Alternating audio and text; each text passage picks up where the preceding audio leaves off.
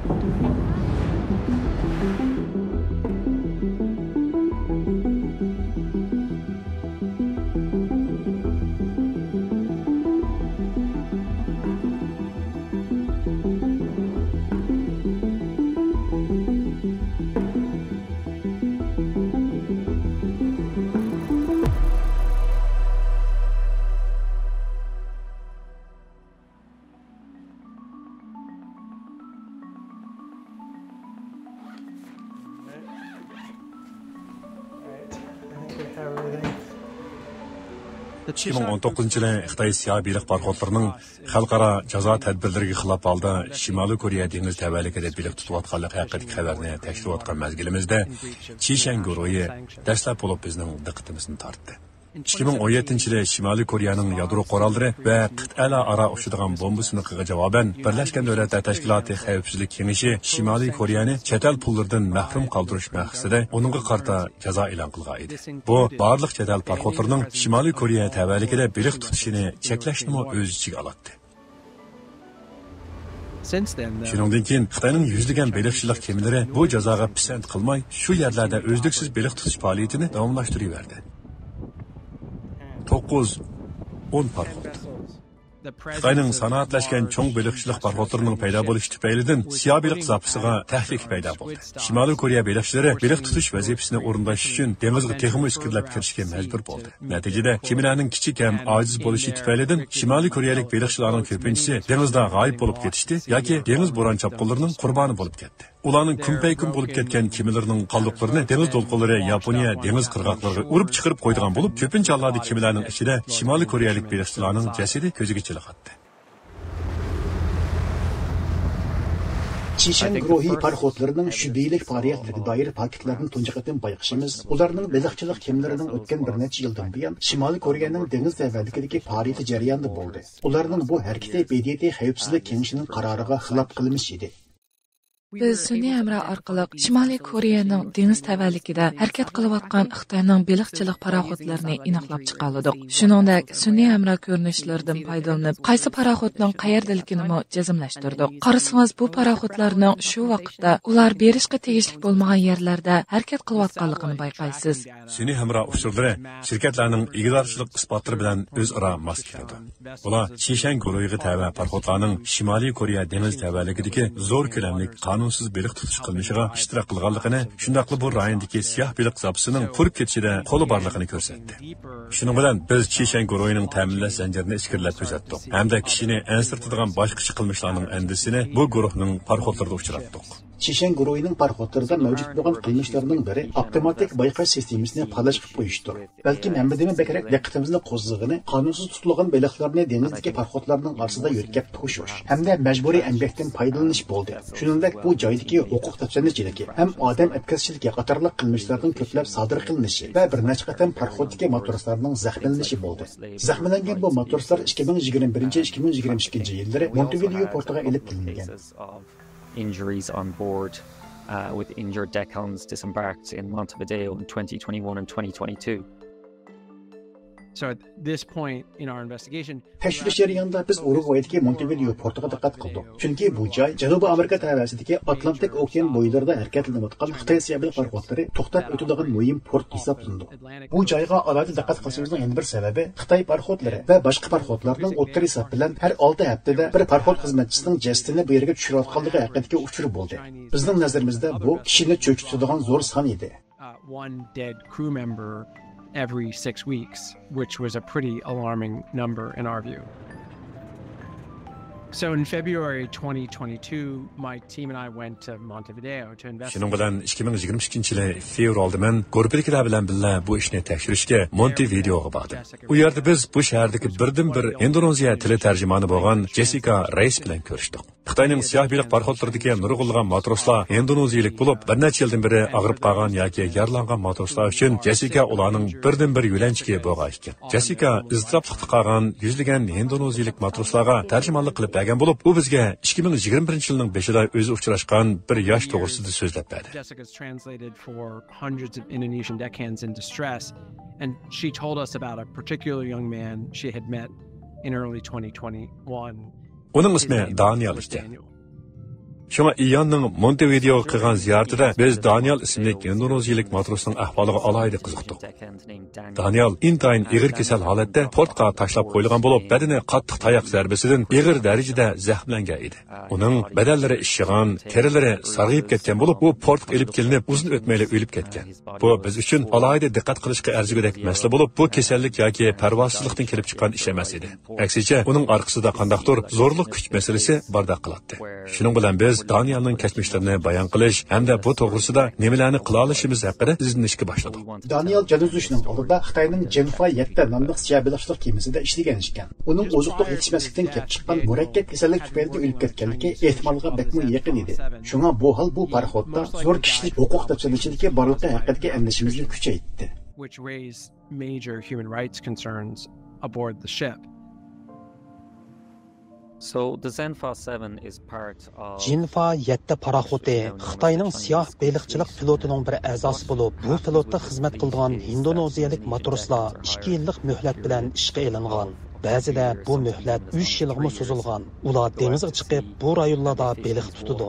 Ba'zida bu jarayonda zodala portga yenib kelmaydi. Lekin ular dengizda mashg'ulot elib berayotgan chog'da ularga hamdam bo'lgan bir flot bo'ladi. Bu flot to'nglatqusi bor paraxotlardan tarkib topgan bo'lib, ular sovuq saqlovchilar deb ataladi. Biz dal mushu yerda Jinfa 7 bilan Chishan guruhi o'ttirsidagi bog'lanishni payqadik. Beliq tutish maydoniga doim qatnab turadigan sovuq saqlovchi paraxotlarning birisi Lorong Yuan Yuyun 009. Bu paraxot Chishan guruhiga mansub bo'lib, bu paraxot Jinfa 7ni o'z ichiga olgan Rongcheng Wangdao deb atiladigan ona shirkatning qaramog'idagi paraxotlar bilan o'zaro mol yetkazish aloqasi qilib kelgan. Jinfa 7dagi siyoh beliqlarining nega borganligini bilish uchun biz sun'iy hamro orqali Chishan sovuq saqlovchi paraxotini oxiri Xitoydagi asosliq dengiz mahsulotlarini pishiqlab ishlashning uvusi bo'lgan Shandong o'lkasining Shidao portidan bayqadik. Shuning bilan biz Chishan sovuq saqlovchi paraxotidagi siyoh beliqlarni tepish va ularning paraxotdan tushirilayotganligini suratga tortish uchun bir guruhga xususiy razvedchiklarni yolladik. Bu guruhga Jinfa 7 mansub bo'lgan ona shirkatning ismi besilgan va siyoh beliq qochilangan xaltlarni suratga elibopti. Bu shirkatning ismi Rongcheng Wangdao.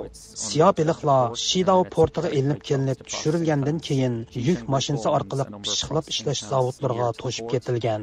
Chishan guruhining portga yaqin yerda nurg'un pishiqlab ishlash zavodlari bor bo'lib, ularning biri Rongcheng Haibao, yana biri Shandong Haido. Bular Xitoydagi eng chong siyoh beliq pishiqlab ishlaydigan ikki chong korxonadir. Shuning bilan biz Chishan guruhining bir taraf qilish o'rniga naq maydon ziyorati o'rinlashtirdik.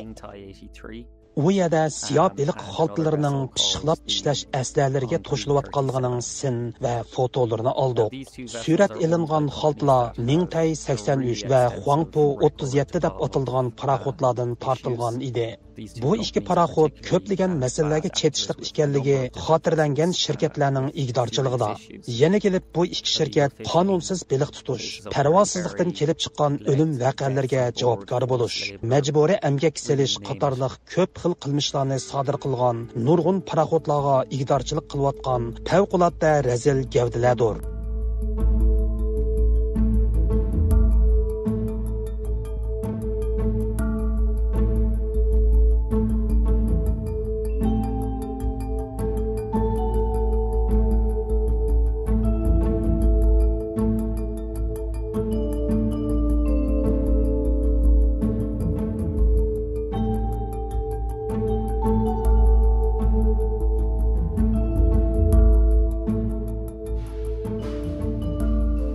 Bu ziyorat jarayonida tortilgan ba'zi ko'rinishlarga qarasangiz, bu siyoh beliq mahsulotlarining amaliyotda qachonib bo'lganligini Ispaniyadagi Inlet dengiz beliqlari deb ataladigan shirkat uchun eshiklarga qachonib avatilish oldida turganligini ko'rsiz. Mahsulotning ismini bakmo aniq ko'ra olasiz. Shundaqla yana buni tayyorlagan zavodning belgi nomeri besilganligini ko'ra olasiz. Demak, bu beliqlar pishiqlab ishinib bo'lgandan keyin setilishga elib mengishga tayyor bo'lgan edi. Naq meydan ziyoratimiz bizni bu zavodlarni siyoh beliq bilan ta'minlayotgan manbalarning nurg'un masalalarga chetildiganligi, shuningdek buningdagi har bosqichda chatoq borligi ogohlantirilganligini muayyanlashtirishimizda ochiqlik rol o'ynadi. Men so'zlab o'tgandek, biz bayqamoqchi bo'lgan har bir masala xuddi majburiy emgak, odam o'tkazishchiligi va qonunsiz beliq tutish kabi ig'ir masalalarga o'xshashla muhim masala edi. Tekshirishimizning bu bosqichida biz nisbatan muayyan mutlaqlik bilan shuni isbotlay oldikki, Shishan guruhi haqiqatan Shimoliy Koreya dengiz davasida qonunsiz beliq tutgan. Ularning sovuq saqlag'uvchi parxodlari, to'ngiltish parxodlari va pishiqlab ishlash zavodlari qonunsiz tutilgan beliqlar, kishilik huquq dafsandichligi yoki har ikkisi bilan bulg'angan siyoh beliqlarga chetishlik faoliyatlarga qatnashgan. Lekin biz Shishan guruhining shirkat materiallarini ko'rish orqali ularning quruqliqdimi kishilik huquq dafsandichiligini sodir qilganligiga oid hisobsiz uchurlarni bayqadik. Biz shirkatga nazarimizni og'dirganda oldi bilan Shishan guruhining tor betini araladik. Biz siyoh beliq parxodlarining suratlari, shundaqla bu shirkatning orq ko'rinishi haqida uchur izlagan edik. Ma'lum ma'noda aytganda, biz nimani izlayotganligimizni bilmagan edik. Ya'ni buningdan boshqa biz bu shirkatning tor betini qitir qilib tekshirish lozimligini bilardik. Shu jarayonda biz Xitoy amaldorlarining bu zavodga kelganligi muzokara qilingan koni bir axborot bayonotini uchirtib qoldi. Shishan Group by Shandong government officials was to start bringing workers from Xinjiang.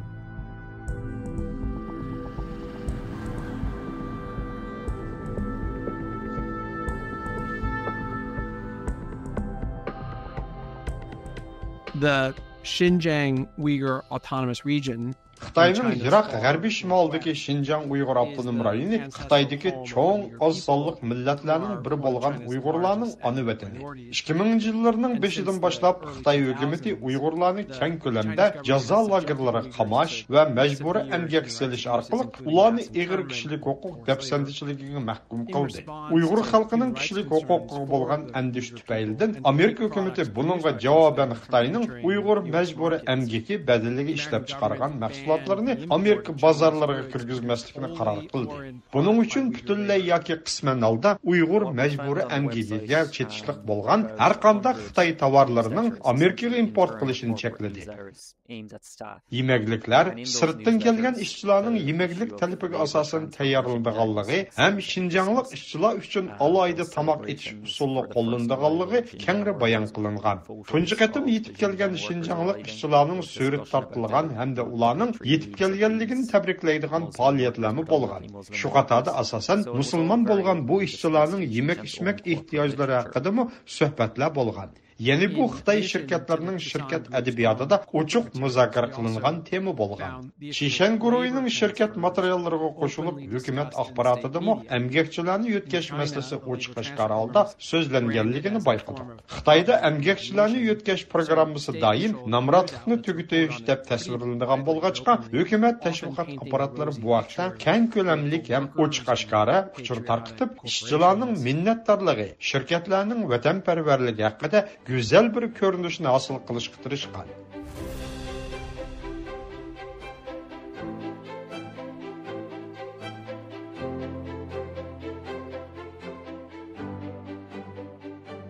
Hajishan virusi mezgilda Shishan guruhi axborot e'lon qilgan bo'lib, buningda Shandongdagi dengiz mahsulotlarini pishiqlab ishlash zavodlaridagi ig'ir masalalar bayon qilingan. Shandong hukumat amaldorlari Shishan guruhiga ko'rsatgan masalani hal qilish chorasi bo'lsa, ularning Xinjiangdan ishchi elib kelishi bo'lgan.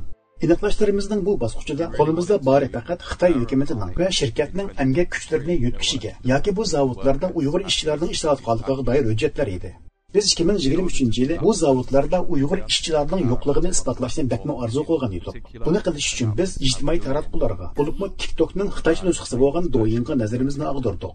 ijtimoiy aloqa to'rini tahlil qilgan usullardan birini qo'llanib, biz Xinjiangdan Shandongga yetkazib kelinganligi jazmlashtirilgan nurg'un Uyg'urlarni aniqlab chiqdik. Achu ishchilardan Douyinga video yo'llovchilarning hisobotidan yo'llab berilgan ko'rinishlarda ularning dengiz mahsulotlarini pishiqlab ishlash zavodlarida ishlayotganligi hamda zavod binolarining atrofida aylanib yurganligi ko'rsatilgan edi. Biz hayronlik ichida shuni bayqadikki, nurg'un Uyg'ur ishchilar Douyinga o'zlari ishlayotgan joylardagi kundalik hayot haqida ko'plagan videolarni chiqaribdi. Bu ishchilarning orasida Chishanguroyda ishlagan ishchilarmi bor. Douyin filmlarining qayerda sotilganligini isbotlash uchun biz ishchilarning xizmat formasi va videoda ko'rsatilgan zavod belgisini tahlil qilishni o'z ichiga olgan har xil texnikalarni qo'llandik. Biz yana jo'grafiyalik bo'shliq analiz usulining bir turini qo'llandik. Uningda biz Douyin ko'rinishlarini sun'iy amroda ko'ringan Rongqing, Xayboga o'xshash Chishanguroyning zavodlarining ko'rinishlariga selishtirib baktık. Bu ko'rinishdagi biz Uyg'ur ekanligini muayyanlashtirgan Douyin ishlatuvchi o'zining pishiqlab ishlash zavod atrofida mengayotganligini videoga olgan. Bu ko'rinishdan siz ishchilarning yotoq binosiga yaqinli joydagi ko'k ranglik o'gizisi bo'lgan zavod o'rnini, shuningdek buning qarshisida Piriston borligini ko'rasiz. Bu Xinjiangdan taxminan 3000 kilometrdan ortiq yiroqlikdagi Chishanguroyning zavodi bo'lgan Rongqing, Xayboning sun'iy amrodan tortilgan ko'rinishining naq o'zi edi. With satellite imagery from Rongqing Haibo, a Chisan plant nearly 2000 miles. Biz kam degandimi Chishanguroyga yetkazib kelingan 218 nafar ishchini aniqlab chiqdik. Biz ularning Douyin hisobi orqali topdik. Biz bularni yana hukumat axborotlarining xabarlaridan va Chishanguroyning materiallaridan bo'libmi qanchalik odamning qachon ilib kelinganligiga o'xshash ishlar aniq xabar qilingan shirkatning axborot xabarlaridan aniqlab chiqdik. What usually happens or what should happen when you're Adada siz bir shirkat yoki bir odam haqida xabar yozmoqchi bo'lsangiz, hamisha qiladigan birinchi ishingiz ular bilan aloqalashishsiz. Shundaqla qo'lingizda ular haqida ma'lum uchur borligidan xabarlantirib, ularning bu haqda tushuncha berishiga yetarlik vaqt berasiz. Shuning bilan dastlabda bu shirkatlarga rasmiy shaklda posilkali xat avatdik. Ya'ni Chishanguroyning yuqori qatlamidagilar bilan aloqa qildik. Orqadan yoki pishiqlab ishlash shirkatlari bilan aloqalashdik. Biz bu shirkatlarning ismini oshkorlaymiz. Chishanguroyning shirkat rahbarligi na bizning pochta orqali yo'llagan xatlarimizga, na el xatlarimizga javob qaytarmadi. Mayli Shandong Xaydo, ya'ni ilgiriki Rongqing Xaybo deb atalganlar bo'lsin, hech qaysisi biz bilan aloqa qilmadi va bizning aniqlab chiqqanlarimizning hammasini inkor qildi. Xaybo shirkati o'zlarining qonunsiz beliq tutgan yoki kishilik huquq dafsandichiligi sodir qilgan hech qanday paraxot bilan bog'lanish yo'qligini aytdi. Biz ularning davlat homiyligida Xinjiangdan yetkazib kelingan ishchilarni qabul qilganligi to'g'risidagi o'zimiz bayqagan dalillarni ko'rsatganimizda ular buni rad qildi. Ular Xaybo hech qanday Xinjianglik ishchilar ishlatgan emas deb jakalashdi.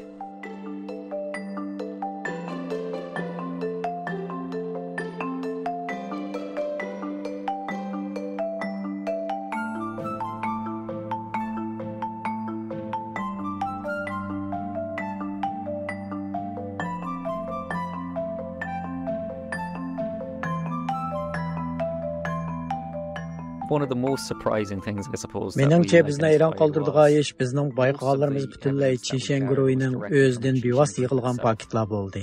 Masalan, Rongqing Xayboning torbetiga kirsangiz, siz ko'rgan tunji parxod o'tgan 5 yildan buyon Shimoliy Koreya dengiz tavalligida beliq tutganligi bayqalgan parxoddir. Ularning torbetida eng avval ko'rdigingiz shu. Uningdagi Uyg'ur ishchilarni ko'rsiz. Ularning kelish manbasi ularning o'zlarining torbeti. Ya'ni o'zlarining materiallar bo'lib, buni ularning o'zlarining davatqanlari qarab, sizning bu ishlarning yuz berayotganligiga bo'lgan ishonchingiz kuchaydi.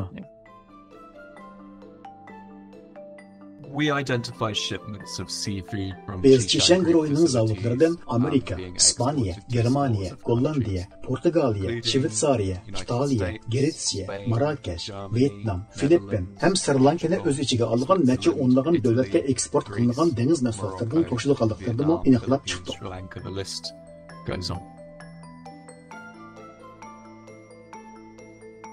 I think it's more complicated than just describing. Meningcha amaliy ahvol masalani bayon qilib qo'yishdan ko'p murakkab. Masalan, Chishanguroyni iste'molchilar uchun aytganda sesib ketgan olma desakmi bo'ladi. Ammo iste'molchilar uchun aytganda ularning bu ahvollardan xabar tepishi, ularning dengiz mahsulotlari sohasining va ta'minlash zanjirining bakmo murakkab ekanligini to'nib yetish bo'lib, buningga qarata qanday muomalada bo'lish har bir iste'molchining o'ziga bog'liq. Biz qarmoqdan taksigacha deydigan bir qurolni yasab chiqdik. Bu hamma iste'molchilar, ya'ni hamma odam uchun ishlangan. Kishilar bu quroldan foydalanib, ta'minlash zanjirining qanday aylanganligini, shunaqla ta'minlash zanjiri, kishilik huquq dafsanchiligi, dengizda baliq tutish jarayoni yoki bizning tekshirishimiz jarayonida chatoq deb qaralgan masalalarni sodir qilishda rol o'ynagan shirkatlarni bilalaydi. Agar bu ishlar siz uchun muhim bo'lsa, ya'ni siz yeyotgan yemeklarning boshqalarni xo'rlash badaliga yoki qonunsiz faoliyatlar badaliga tayyorlanmasligi zarur bo'lsa, qarmoqdan taksigacha quroli siz uchun bir boshlanishdir. The Chesan Group became a focal point for Chishan guruhining bizning tekshirishimizning muhim nuqtasiga aylanishida bundaq 3 sabab bor. Birinchidan, bu guruh bek cho'ng bo'lib, Xitoydagi siyo beliqning 30%ni, Amerika import qilayotgan siyo beliqning 17%dan ko'pragini egallaydi. Ikkinchidan, bu guruh dengiz mahsulotlari ta'minlash zanjirining hamma halqasidagidek bog'lanishlik bo'lib, o'z igdorchiligidagi beliqchilik parxodlari, to'nglatquliq yuk tashish parxodlari ham pishiqlab ishlash astarlari bor. Uchinchidan, Chishan guruhining tarmog'idagi pishiqlab ishlash astarlarining Xinjiang majbur emkiga yetish ekanligiga doir kuchli dalil isbotlar bor. Lekin bu yerdagi texnik muhim bo'lgan narsa Chishan guruhining bu masalada yagona emasligidir. Chishan guruhining ta'minlash zanjiridagi biz bayqalgan masalalar ularga xos emas. Biz nurg'un shirkatlarning majbur emgakka va qonunsiz baliq tutishga o'xshash turli masalalarga yetish ekanligini ham bayqadik. Rostni aytganda bu masalalarning bu qadar yamrab ketishi dunyo dengiz mahsulotlari sohasining o'z ta'minlash zanjirini qanday nazorat qilayotganligini, bo'libmi Xitoydan o'tilgan liniyaga qarab chiqishning zarurligini ko'rsatib berdi. especially those that route through China.